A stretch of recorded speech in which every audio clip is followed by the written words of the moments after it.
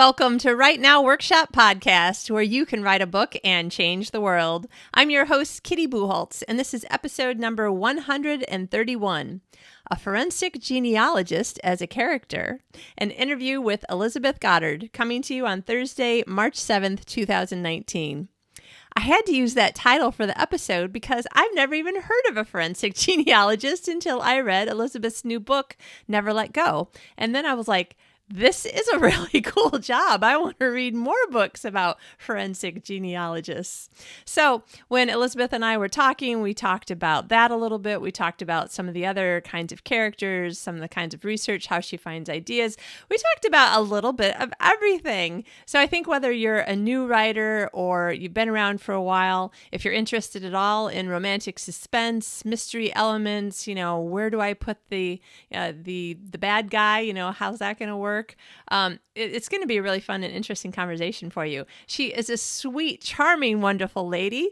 The nicest people write about such, really bad people, mysteries and thrillers and that sort of thing. It seems like the authors of those books are just the nicest people.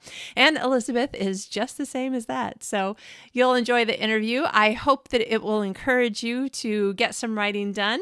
In talking with Elizabeth after the interview, she was like, just write a little bit more every day, even though you've got the full-time job, just write a little bit more every day. And I'm like, I know she's right, but you know what? Sometimes you just need to hear people give you a little bit of encouragement, even if you do know what the right thing to do is. So let Elizabeth and I both encourage you, whatever you're doing, no matter how busy you are, there is some place in your day or your week. Maybe you'll only write on the weekends. Maybe you can write a little bit every evening before you go to bed or when you first wake up or while you're doing something else. Maybe you'll have to force yourself to learn to use dictation at least a little bit because you have time when you are, I don't know what you would be doing, maybe out exercising or on the train or someplace where you can talk into a tape recorder and at least get a few hundred words down that way.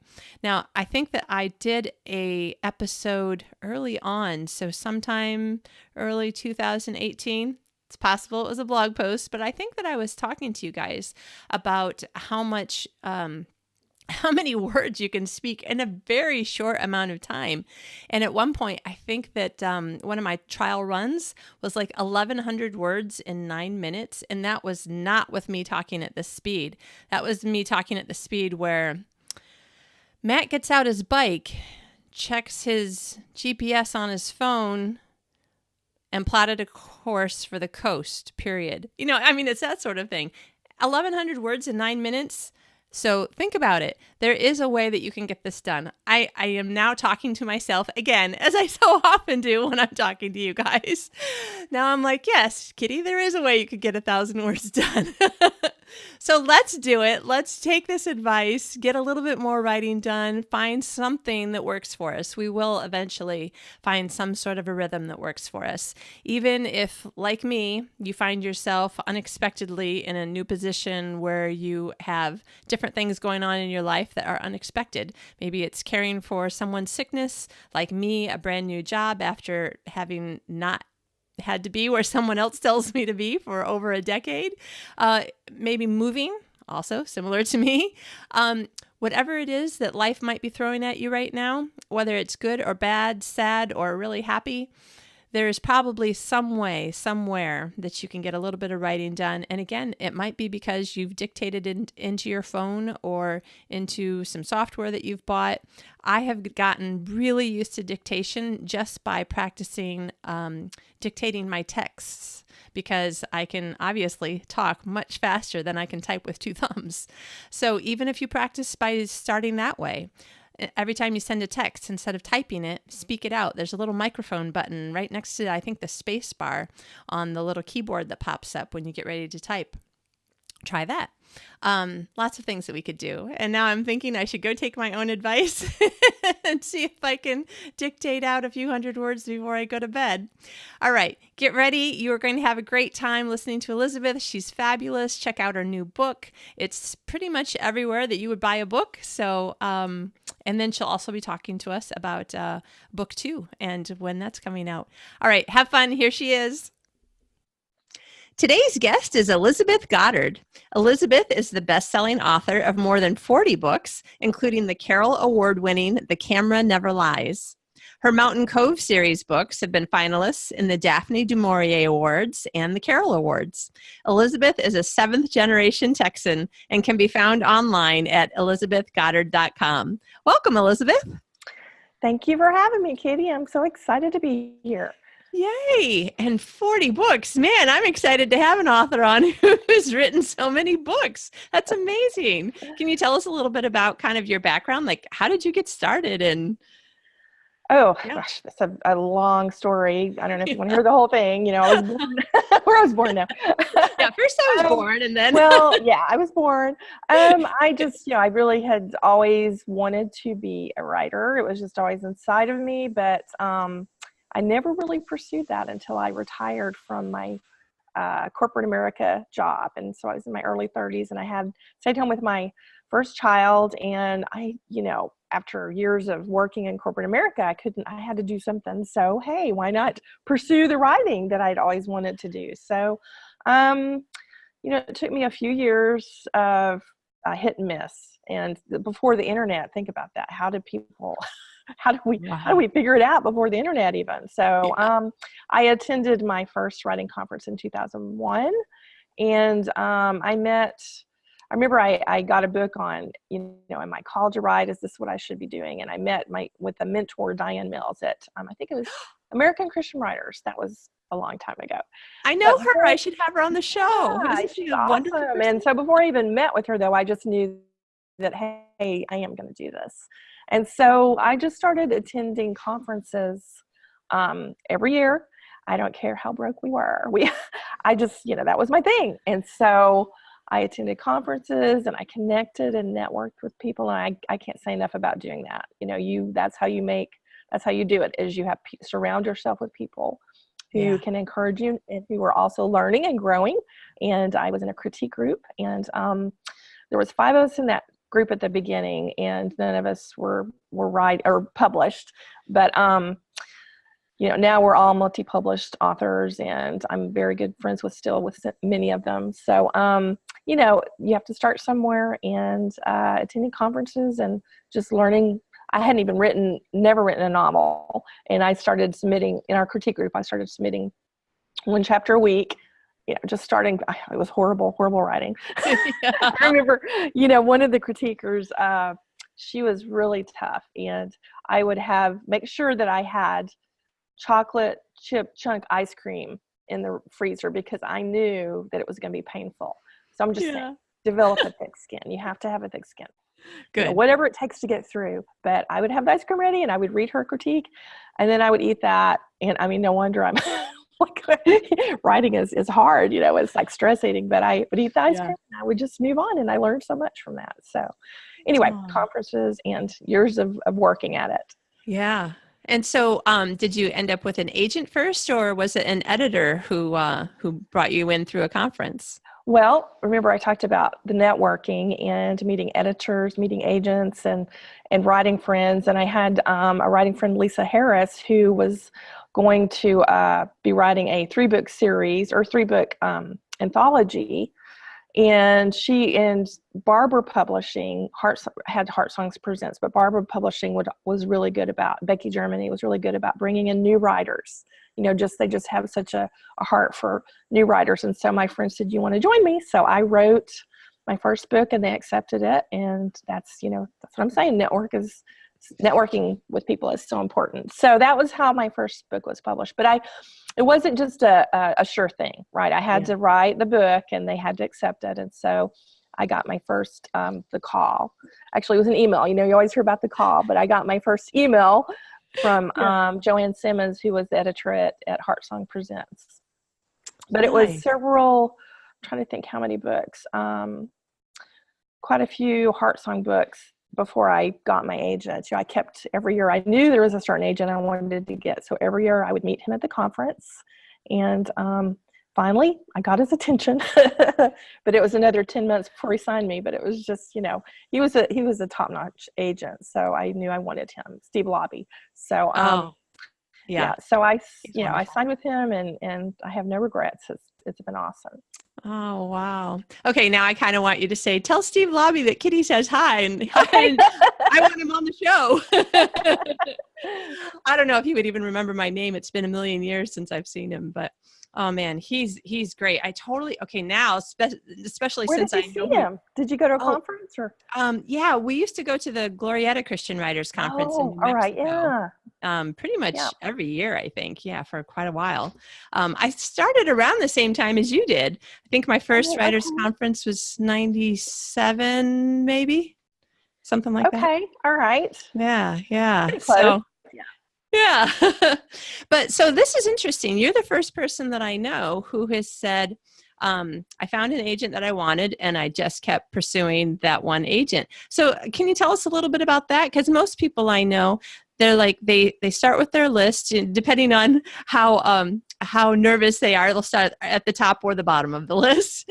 But, and if they get the no from their number one choice, they just move on. And as far as I know, I don't know of anybody who has like really pursued their number one choice more than a couple of times. But this is really interesting. So tell us about this in case there's people listening who are like, you mean I should go back and reintroduce myself again? No, I know. I realize it is different. When I talk about that, people are like, okay. But, for me, it was just really, I just felt that he was the right agent for me. And he was an editor at Bethany House first. And then he was the agent that everyone went to, and they were trying to get their fantasy and science fiction books going. Right. And so actually I did write that for a little bit. I pitched that at the conference. 2 years, and that's how I met him. And after the second year, I was like, no more. Then I moved him back to romance and romantic suspense. But for me, it was just, I had prayed that, who was the right agent for me. And I remember he had responded to a manuscript I sent, or just a proposal, and said he wanted the full. And that's a huge thing. It's like when they ask for a full, like, oh my gosh, that was such a great thing. Well, I had books due for Barber, and I'm like, do I really have to write the full? I don't want to. But I went to the conference and met him, and I just remember praying, if he's the one, God, just let him say something. Otherwise, you're right. There's other agents, why do I have to have him? And he did say something. And the next thing you knew, I was signing with him. So that's all I know. It just kind of worked out that way. And he is the agent that has brought me all this way. So. Oh, wow. That's nice also to hear a story about somebody who's still with their first agent, still happy, still having a good relationship. Oh yeah. Yeah. He is the kind of agent that he just will stick with you, He's with you for life, as long as you're writing, as long as you're working. So no worries there. Nice. Speaking of working, so wow, 40 books.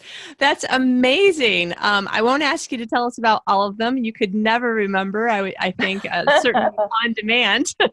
But let's talk about your newest one. So Never Let Go is the first book in the new series, Uncommon Justice. Is that right? Yes. Let me just. Yes. You're watching on YouTube. There was the cover. That's my.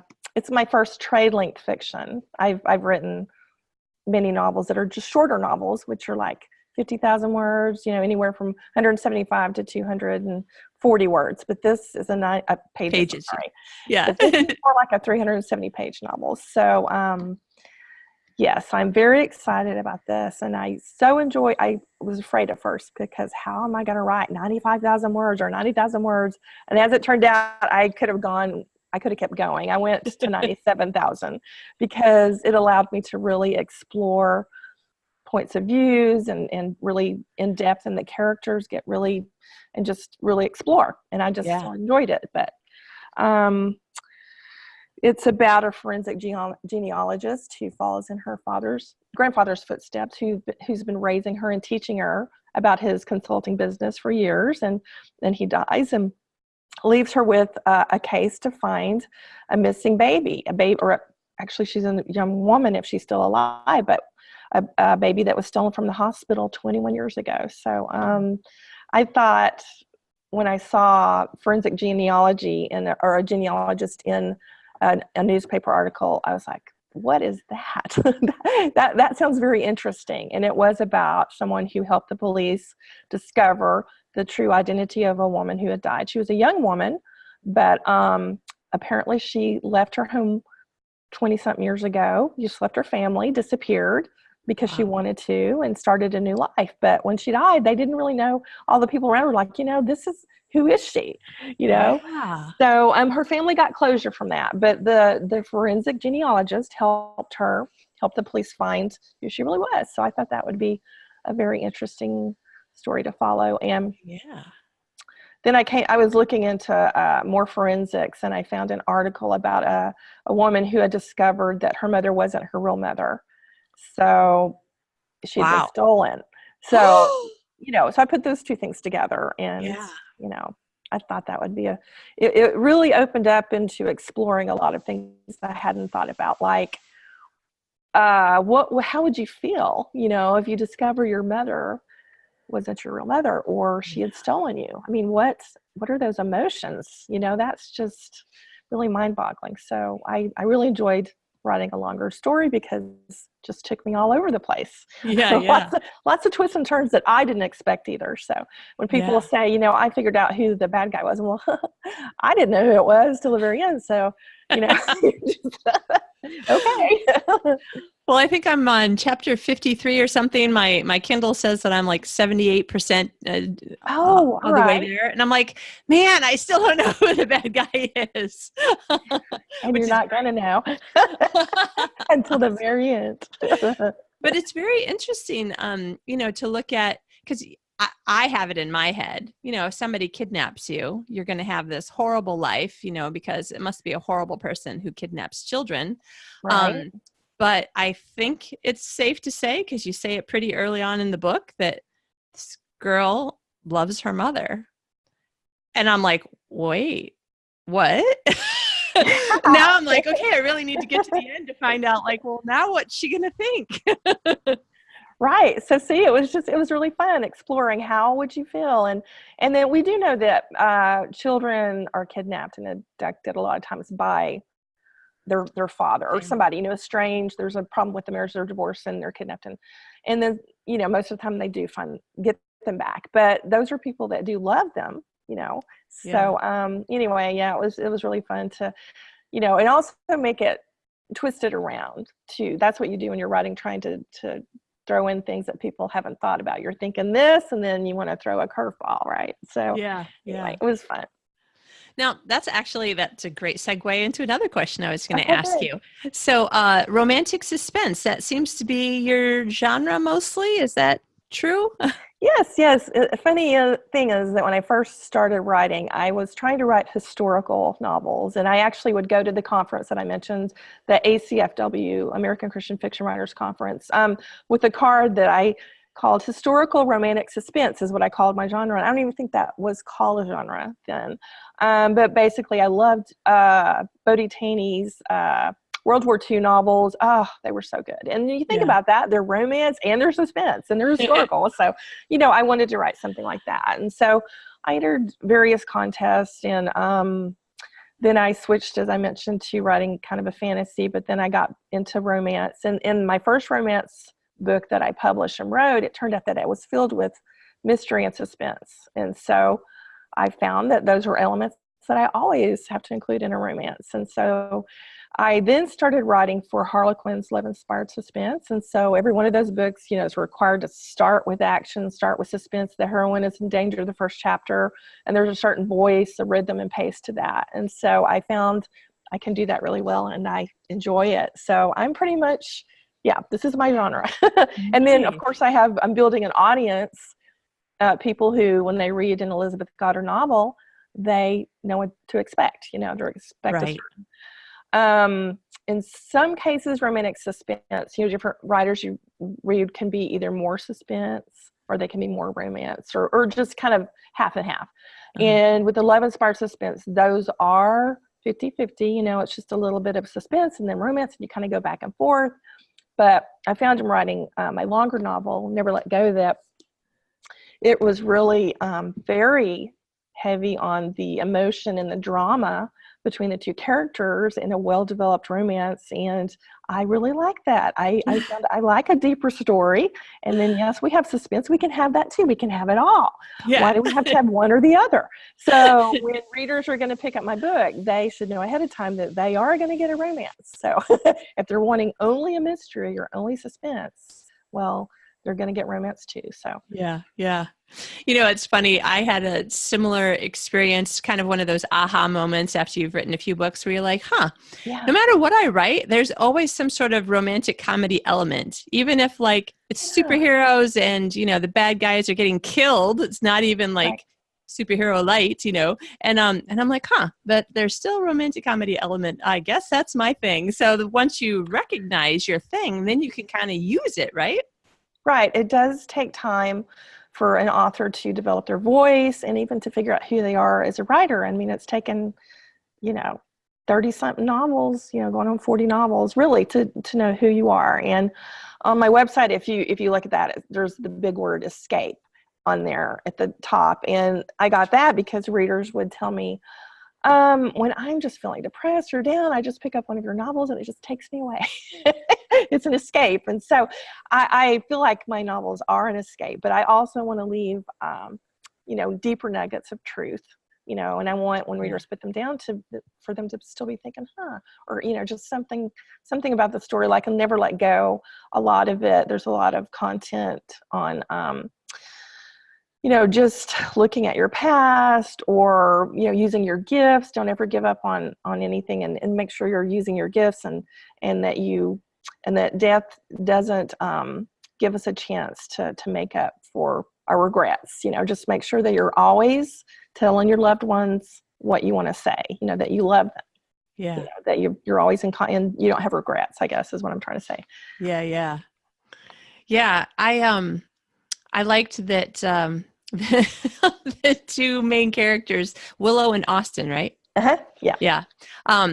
Boy, those two have some angst about their past, which it kind of makes me think about what you just said, that there's some things that you can always be sort of, I hate to say this word teaching because not saying like you're putting a message into stories, but there's always something in your story that in the end you're like, oh yeah, I guess I want people to know that, you should be aware of your present, not get too hung up on your past, tell people you love them. You never know what will, so it's nice because I can totally see it. Unfortunately, I'm only 80% of the way through the book, so I don't know exactly what happens, but I can guess.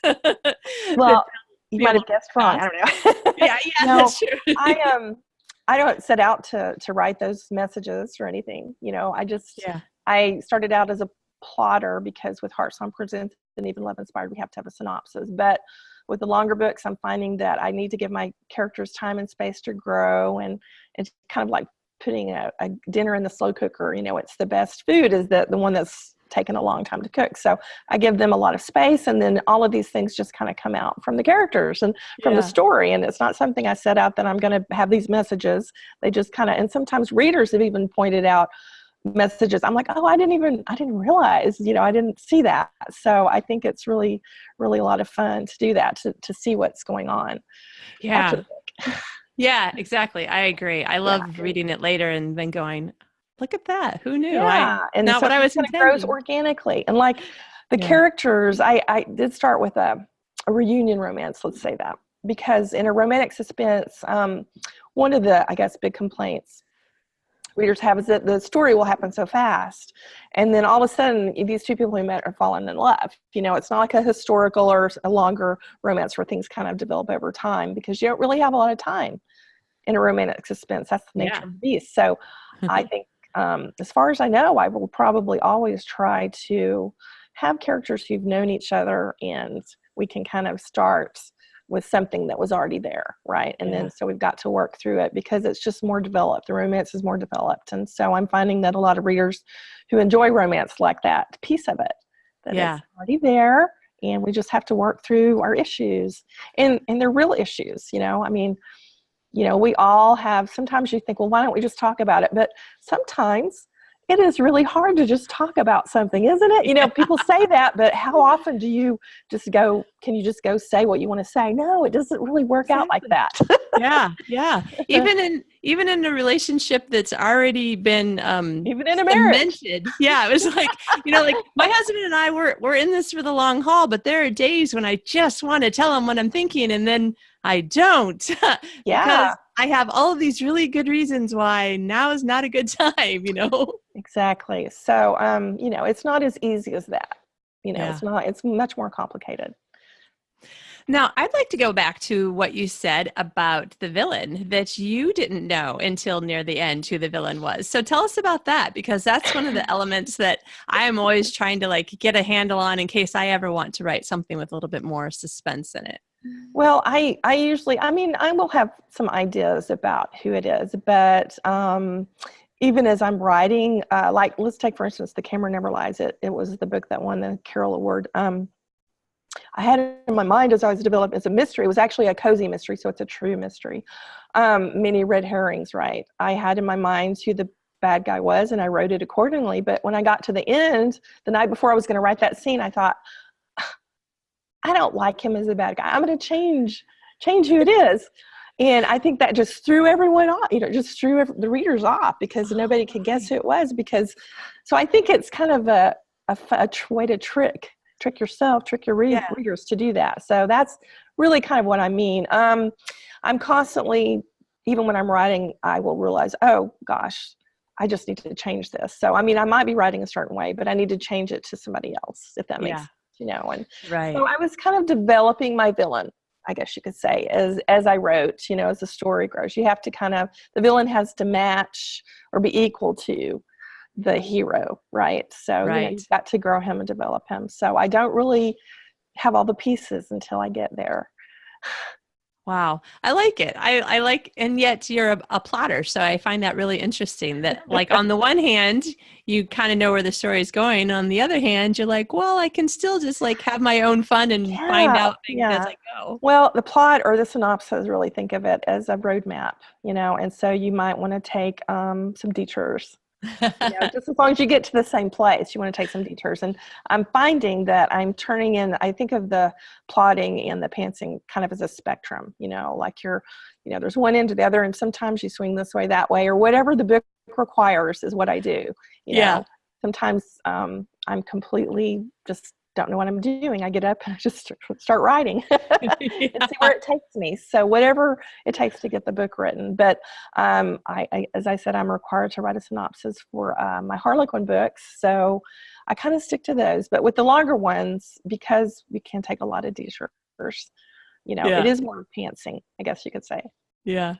It's funny that you were saying that about the spectrum. I went to the Romance Writers of America National Conference last year in Denver. So 2018. Fun. And they have all these cute little stickers that you can put on your badge. And they had plotter stickers and they had pantser stickers. And I noticed that somebody else had taken one of each and cut them in half and so that they formed on their badge. It said, pantsler or something.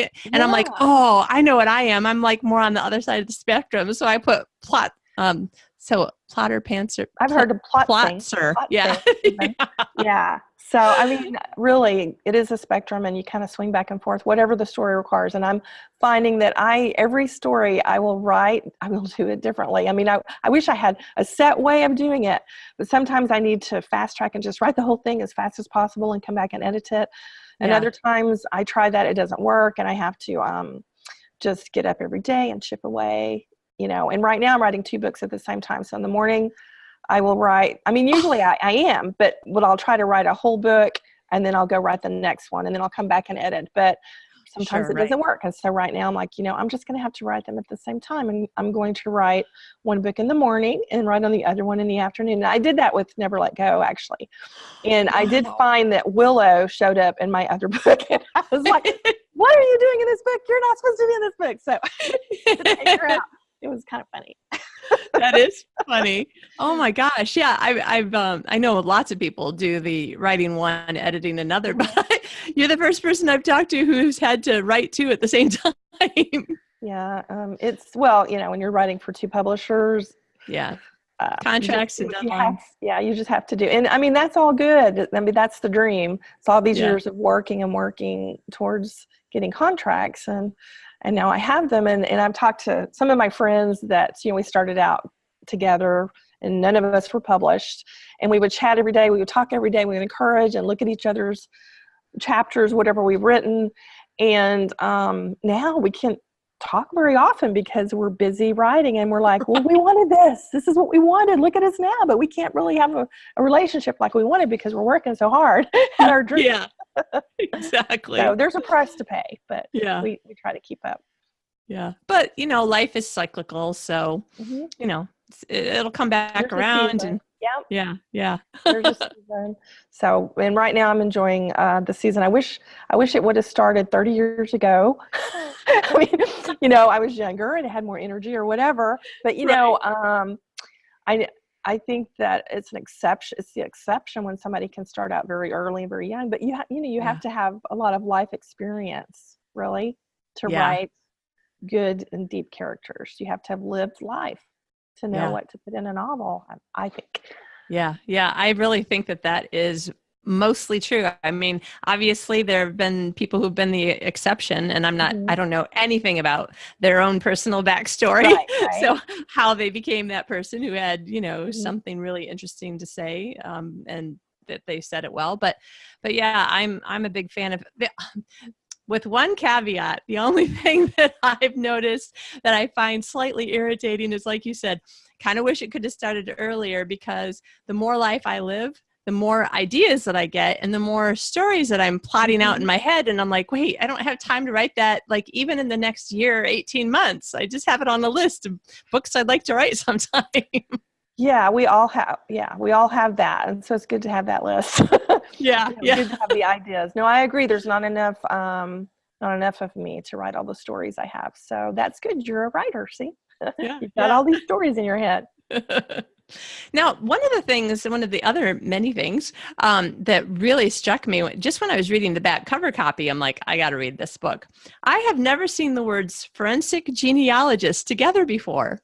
So you said that you read it in a newspaper article, but then when you had to go do enough research to actually create somebody that was their career, I mean, that just sounds really fascinating, and I would love to hear a little bit more about it if you don't mind. Yeah, no, it's really forensic. Just means really legal in this sense. Forensic genealogist would be someone who would help to find a lost heir, for a family. So it's, and in the case where she was helping the police. So it's just something that is more used for law enforcement or legal issues. Now, since I've written the book, I see on the news maybe once a week or, pretty often, where law enforcement is now using forensic genealogists to take DNA from crime scenes from 20, 30 years ago and then find the family. Now, that wasn't even really a thing that I knew about when I wrote my book. I mean, it just, it happened, and all of a sudden you're seeing it all the time, but they will use a forensic genealogy to take the DNA. And if the DNA comes up in a database, like a genealogy database, because everybody's, families are loading that up to find out who they're connected to. So they've got this DNA, they load it up, and if it is any way a match, that genealogist will work on the family tree, building a family tree till they finally get down to suspects, possible, somebody has related to this criminal. So, I mean, isn't that fascinating? So, I mean, look out, criminals. You can't get away with anything anymore. So, anyway, it is really fascinating what is happening with technology. You really have to, as a romantic suspense writer, contemporary romantic suspense writer, I have to really stay on top of that. And then, I could be writing something and 2 years later, everything changes. So, right. Yeah. You always stay so much on top of it. So, yeah. So this is book one of a series, and book two is probably going to come out in fall of 2019. Yes, in October, and actually on this Thursday, I'm doing the cover reveal. So anyone who wants to join me on social media anywhere, you can look at the cover. I've invited quite a few people to help me with the cover reveal for book two, so that's exciting. Cool. Yep. So will book 2 have characters we know? Will there still be forensic genealogy and FBI, or will it be other It will careers? be, if you Never Let Go, you met Heath, and I try to put characters in so that the readers will fall in love with this person and want to have their story. So yes, it will be Heath McCade's story, brother to Austin McCade, and we're still at the ranch. Will and Austin, they have kind of a cameo appearance, or they they're talked about, but I like the focus to be really totally on the new characters, and I hope that readers will fall in love with them and their story just as deeply as they do Willow and Austin's. So yeah, do you have the blurb for it? Do you want me to read the blurb? Or? Oh yeah, go ahead. No, okay, I haven't seen it. So this, it's just, they're just putting it up, and they haven't put the cover out, so that's what the reveal is for. But at the advice of her therapist, homicide survivor Harper Reynolds has traded her job as a crime scene photographer for a more peaceful life, taking photographs of the natural world. But her hopes for a life surrounded by the serenity of the outdoors are dashed when she inadvertently captures a murder being committed in Jackson Hole, Wyoming. She flees the scene in fear and loses the camera. Former Green Beret Heath McCade is a reserve deputy in an understaffed county who has been called in to protect Harper, a childhood friend he is supposed to see back in the area, surprised to see back in the area. When Harper learns that the sheriff's department can't find any evidence of the murder she witnessed, she is determined to do what she can to see justice is done. What neither Harper nor Heath could know is how many explosive secrets from the past will be exposed, or how deeply they will fall for each other. In this suspenseful page-turner, best-selling author Elizabeth Goddard keeps you on the edge of your seat as you discover that uncommon justice lies just on the other side of fear. And yeah, that book was very exciting to write too. It was completely different than, it's the same feeling, same pace, because we're kind of in a Western environment. Wyoming is very Western. It's more Western than Texas, let me tell you. And same feeling with all that, but completely different story, and it was a lot of twists and turns that surprised me. Yeah. Oh, that's so fun. I'm excited. Yeah. Nice. Oh, good. So then there'll be book 3, and then so the 2 books that you're writing at the same time right now, one of them's probably from a different series. Yeah, I'm writing the 3rd book for Uncommon Justice. I'm writing right now. I don't have a title for it. That's the one. It's Liam McCade's story. It comes after Always Look Twice. And I'm also writing a Harlequin book, Love Inspired Suspense book, which is the first book in a new series for them. Oh, and I just signed a new contract with Revell for a new series called Rocky Mountain Courage. It could change. The title could change, but I think probably will, it seems like we'll probably keep that series title. But I'm excited. So when I turn in this 3rd book with Uncommon Justice, I'll be starting right on the first book in a new series. So I'm so excited to be writing more for Revell, writing some more long trade fiction novels. That was really my dream all along, was to write the very long novels and just have the freedom to write my story. So I'm excited. Yay. Now listen, in case there's any listeners who are used to writing 50,000 words and are considering writing 90, or vice versa, but we'll talk about it from 50 to 90, because you wouldn't know about the vice versa part. But do you have any advice to give other people as they're getting ready to maybe try writing in a genre or whatever, where they're going to have to really increase their word count a lot to match that genre?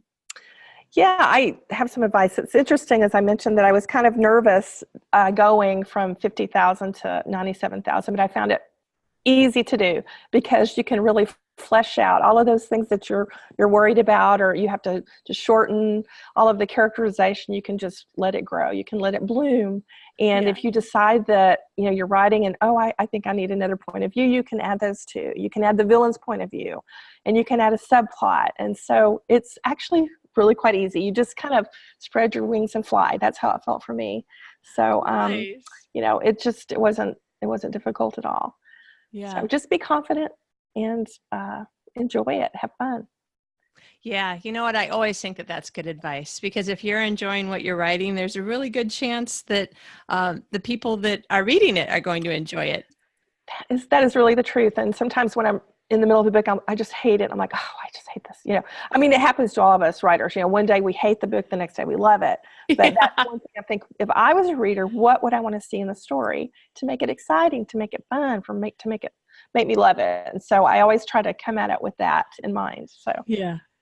Oh, that's great. Listen, you've given us a lot of advice and tips as we've kind of moved through the whole interview, talking a little bit about this and that and the other thing. Is there any other advice that you wanted to offer that maybe has something to do specifically with some facet that you do a lot of, whether it's action or mystery or romance or anything that you want to offer? Oh gosh. Well, I don't really have anything with the facet of specifically writing romance, romantic suspense, or my genre, but I would like to say, to really encourage readers, aspiring writers, that if they really want to write, to really look at it more with a work ethic of like it's your job. That's what people have always asked me. How are you so prolific? And I'm just like, I think of it as my job. I think of it as a work, and I get up every single day and I work and I chip away, no matter what that is. So I'm just trying to encourage people to just keep chipping away, right? Yeah. Every single day. And, don't put it off for a month or 2 months or say, I really want to write a novel. Just start today. Yeah. Chip away at it. So, and working it and considering it more than a hobby. Yes, Right. I love what I do. I love what I do so much, but I also consider it my job, and I go to work every day writing novels. So yeah, that's excellent advice. And can I just ask, because I've been meeting more and more authors who have been, doing this for, it seems to be people that I know who have been doing this for at least 10 years. And particularly people that I know who have been doing the self-published route, which is the direction that I went, because my genres were too mixed up. So one of the things that I hear a lot is that people are trying to not get burned out, or they're feeling like they're already burned out, partly because you live and work in the same room. Like most people work at home. So do you have any tips you don't look like somebody who is stressed out about your job, even though you're writing 2 books at the same time. Do you have anything that you have made some rules for yourself? Like, I stop working at this time every day, or I don't work more than this, or I take a day off, or anything like that? You look so calm and relaxed for someone who's so busy. Gosh, I'm a great actor. No, I have suffered through a lot of burnout and been very stressed, but I just tell myself, this is my dream. I'm finally here and I'm going to do this. I do just give myself a word count, and I meet that. And if I don't meet it, it's more hours too. Like, I work a certain many hours. And so, in the evening I will stop and I will hang out with my family. We'll watch a movie, or I'll read a book. I love to read. And I'm always reading somebody's romantic suspense, some other books. So, I have to step away. People have sometimes asked, what are your hobbies? And, no, I have no other hobbies besides reading. Which I enjoy doing. I mean, I don't have time to really do anything else because of the writing, but it can be hard. It can be stressful, but you're right. You do have to set some limits, and I try to do that. Just enjoy the evening with my family and read. So that sounds really nice, actually. Oh, well, listen, this has been fabulous. I've been really enjoying talking to you, and particularly because if you're watching on YouTube, you've got this beautiful library of books behind you. It just makes the whole atmosphere seem very like, yes, when I'm done listening, I think I should just go and do some writing. That's right. Well, I'm glad. That's encouraging. Yeah, it's my church library, so I thought that would be a great way to do the interview. It's perfect. I can recognize some of the book covers. Like there's a style that somebody will have, like a Bethany House book cover or somebody. And I'm like, oh, I think that series over there might be Bethany House, but that one over there, Well, listen, so where can listeners find you and your books? Well, my website's always a great place to go, elizabethgoddard.com. My Amazon page, author page, I have that. You click on that and they're all there. You can find my book, Never Let Go, at elizabethgoddard.com, but also Baker Publishing Group. and that's Revell is the publisher, but then they not only you can buy it there, but they also include all of the different places that you could buy the book. I mean, they have a huge list. So there are many places to buy it. You can go to Barnes & Noble. They have the book on the bookshelves right now, anywhere books are sold. So I'm really excited about that. Oh, that's very exciting. And I assume your social media, if somebody wants to follow you on social media, they can find that information on your website? Yeah, and I am on Pinterest, I'm on Instagram, I'm on Facebook. Please come like my author page because I'm posting every single day, all kinds of encouraging things, and also all about my books. You can sign up for my newsletter at my website, and I send it once a month just to let people know what's going on, let readers know what's going on and when they can buy the next book or they get a sneak peek.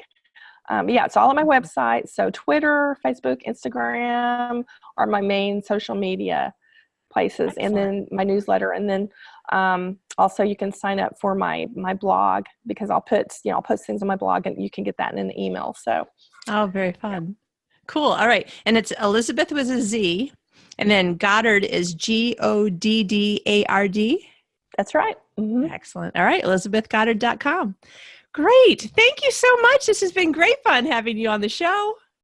And thank you. I so enjoyed talking to you, and I appreciate you having me. Thanks.